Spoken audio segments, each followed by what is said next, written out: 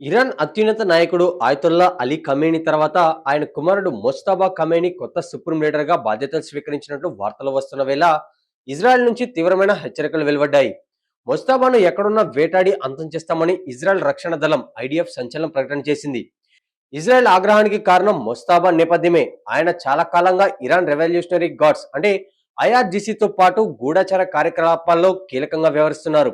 Israel కు వ్యతిరేకంగా పోరాడుతున్న హమాస్, హిజ్బుల్లా వంటి సంస్థలకు ఆయన ప్రధాన మద్దతుదారని ఇజ్రాయెల్ ఆరోపిస్తుంది.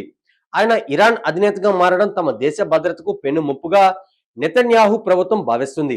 ఈ నేపథ్యంలోనే ఇజ్రాయెల్ రక్షణ శాఖ టెర్మినేషన్ ప్రణాళికను సిద్ధం చేసినట్టు తెలుస్తుంది. మా దేశంపై దాడులకు పాల్పడే ఏ శక్తి సురక్షితంగా ఉండబోదు. ఇరాన్ కొత్త నాయకత్వం మాతో యుద్ధాన్ని కోరుకుంటే వారి పతనం తప్పదు అని ఐడిఎఫ్ ప్రతినిధి ఒకరు స్పష్టం చేశారు. గతంలో ఇరాన్ కమాండర్లు, శాస్త్రవేత్తలను లక్ష్యంగా చేసుకున్న ఇజ్రాయెల్ ఇప్పుడు నేరుగా దేశాధినేతనే టార్గెట్ చేయడం అంతర్జాతీయంగా ఆందోళన కలిగిస్తుంది.